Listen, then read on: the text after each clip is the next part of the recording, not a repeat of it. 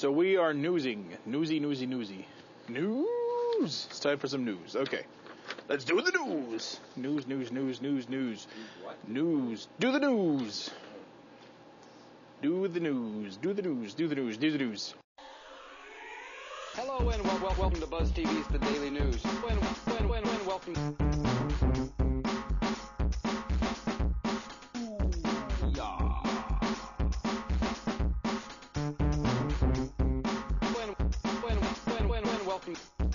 Daily News.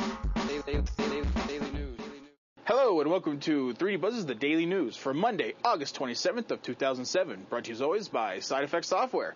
I'm Terry, and we're going to jump right into some entertainment news. Luke's lightsaber heads into space. The original prop from Luke Skywalker's lightsaber of the first Star Wars movie will be sent into space aboard the Space Shuttle Discovery in October to commemorate the film franchise's 30th anniversary. According to a joint announcement from Lucasfilm, the Space Center, and Southwest Airlines, an actor dressed as Chewbacca will hand the lightsaber over to representatives from NASA Space Center during a ceremony at Oakland International Airport. Upon landing in Houston, the lightsaber will be escorted by costume stormtroopers alongside R2-D2 and other Star Wars characters to a caravan of Hummers with a police escort. It will be transported for safekeeping to NASA Space Center Houston, where it will be secured inside the vault once used to store samples from the moon until it is ready for its trip into space. Now, that doesn't say whether or not that thing is actually going to be shot into space, let loose in space, or whatever you want to call it.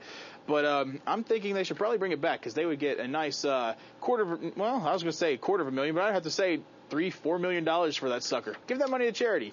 It's a suggestion. It's probably not going to happen, though. Keanu Reeves in The Day the Earth Stood Still. 20th Century Fox has set Keanu Reeves to star The Day the Earth Stood Still. It's reimagining of the 1951 Robert Wise directed sci-fi classic movie. Reeves committed over the weekend to play Klaatu, a humanoid alien who arrives on Earth accompanied by an indestructible, heavily armed robot, and a warning to the world leaders that their continued aggression will lead to annihilation by species watching from afar. Which is brings up another point that The Day the Earth Stood Still has the most memorized line in movie history. I think it's Klaatu Brata Nikto, which is also famous in Army of Darkness. Dark Horse develops War Monkeys. Dark Horse is developing a sci-fi horror comedy movie titled War Monkeys to be written by Cleve Nettles, according to The Hollywood Reporter. Based on a story by producer Chris Patton, the movie follows a janitor who, during a Christmas holiday, gets trapped in an underground research facility with military-trained rhesus monkeys, which, by the way, just automatically makes this the coolest movie that has ever existed. I'm still writing to the networks to try and get my made-for-TV reality movie thing, whatever you want to call it. It's just going to be about 200 monkeys on an island with weapons, and it's just going to be awesome. It'll be the highest-rated show ever made. It'll be fantastic. I call it Monkey Explosion. It's great. Anyway, moving on to some gaming news. Metal Slug 3 is coming to Xbox Live. Nobody knows when it's going to be released, but SNK finally announced that Metal Slug 3 will hit Xbox Live Arcade in the relative future. SNK is apparently showing the game next month's Tokyo Game Show. They will also be showing off Fatal Fury Special at the event as well. Ever since the announcement of Metal Slug on Xbox Live over a year ago, fans have always wondered which installment of the franchise they were actually going to release. Is it too little too late, though? Because there are about, 800 compilations of the Metal Slug series on every other system. So we'll have to wait and see. 360 is one step closer to home brewers. From Kotaku.com, they state that the 360 modding community are now one big step closer to getting homebrew running on the console. It all centers around one of 360's kernels, which is apparently vulnerable to flashing, after which homebrew apps are not too far away.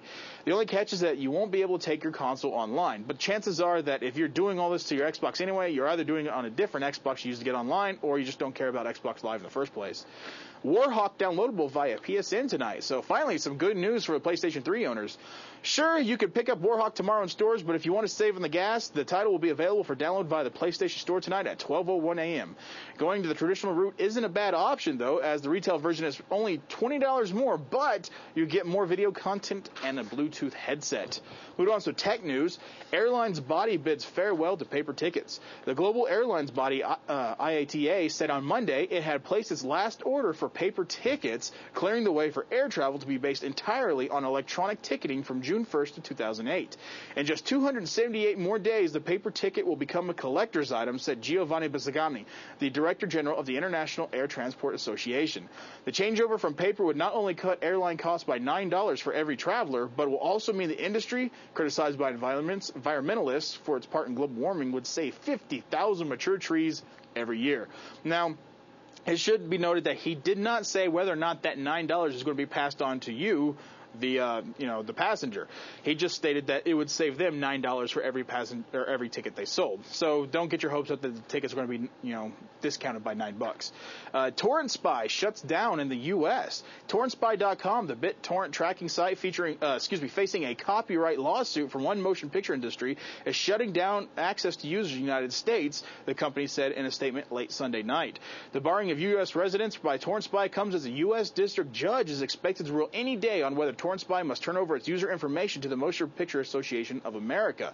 The group filed a civil complaint against the company last year accusing Torrent Spy of violating copyright laws.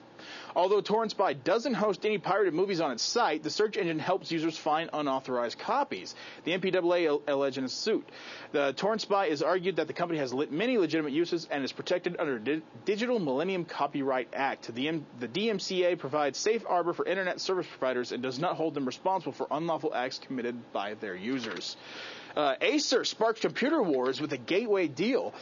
Acer, the world's fourth largest PC supplier, said today it will pay $710 million to acquire U.S. computer retailer Gateway, which is now in talks to buy Dutch-based rival Packard Bell.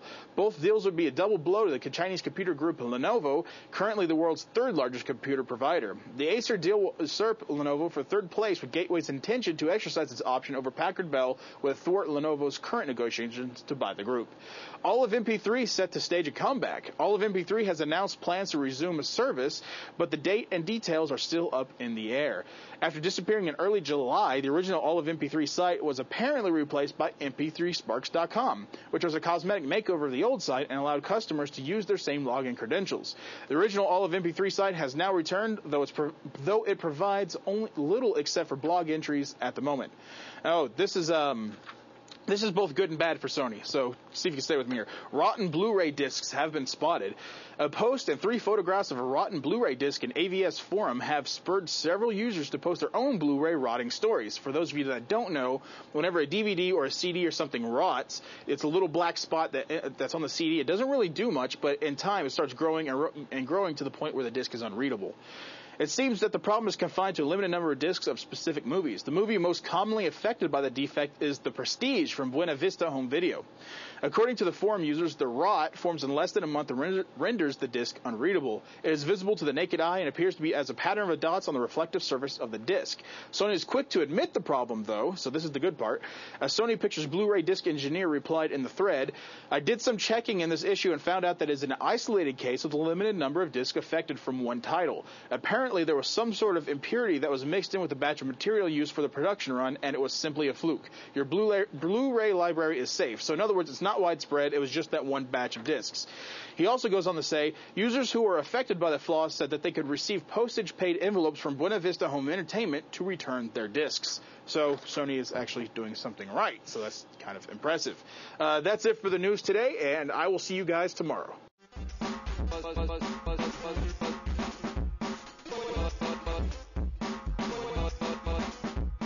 You want to see it? I don't know if you want to see it. You might not. I mean, it is only the most amazing. It's good stuff. True. We can show it.